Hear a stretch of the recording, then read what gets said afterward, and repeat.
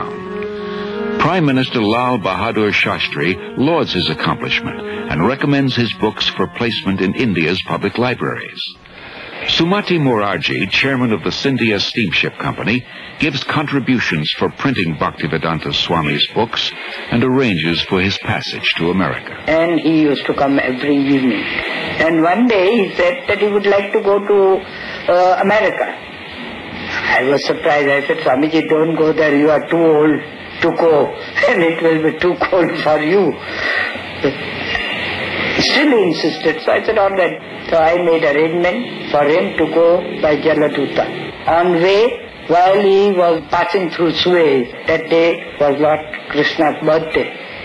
And he gathered all the people on board the ship, all the crew members, officers, and recited some sloka, and then some prasad was distributed to them and all that.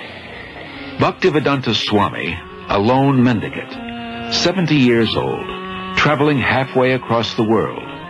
His only resources, the message he carries and his unflinching faith.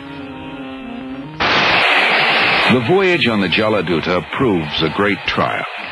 Bhaktivedanta Swami endures seasickness and then suffers severe chest pains. In 2 days he has 2 heart attacks. If another comes, he thinks he will surely not survive. But gradually he recovers. He writes, I feel today better, but I am feeling separation from Vrindavan. I have no qualification, but I have taken up the risk just to carry out the order of my spiritual master. September 17th, 1965. The Jaladuta arrives in Boston Harbor. On board, Bhaktivedanta Swami writes, My dear Lord Krishna, you are so kind upon this useless soul, but I do not know why you have brought me here.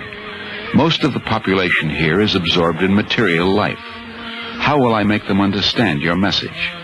I can simply repeat your words, and if you like, you can make my power of speaking suitable for their understanding. I have no devotion, nor do I have any knowledge, but I have strong faith in the holy name of Krishna. I have been designated as Bhaktivedanta, devotion with knowledge, and now, if you like, you can fulfill the real purport of Bhaktivedanta. Signed, the most unfortunate, insignificant beggar, A.C. Bhaktivedanta Swami.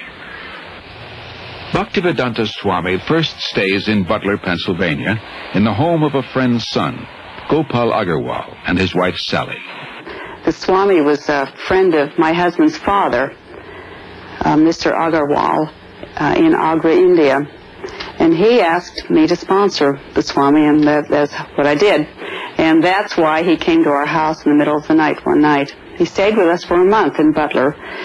And I learned, over the time, I learned to love him as I would a father-in-law. He was a very sensitive and kindly type of person. He was indeed one of the most unusual men I've ever known in my life. The Swami came with so few possessions. He came with the clothes he had on his back. He had a typewriter, and he had his books. And he had a bag of cereal. Imagine coming to a country on the other side of the world with so little. And yet he came with so much in himself.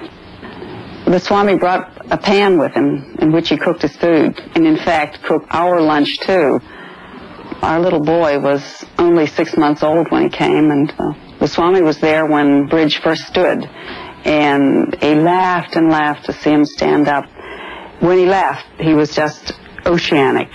He just seemed to take in the entire universe when he laughed, and he laughed a lot. I enjoyed my association for that 1 month with him about as much as I've enjoyed anything in my life. Although comfortable in Butler, Bhaktivedanta Swami thought the most important philosophy in the world, Krishna consciousness, should be spread in one of the most important cities in the world, New York. He moves to 100 West 72nd Street.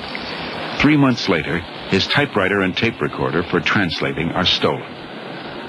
Bhaktivedanta Swami later said, I came to America risking my life. I was physically unfit and at the fag end of my days. Sometimes I did not know where to live, nor was I used to the severe cold.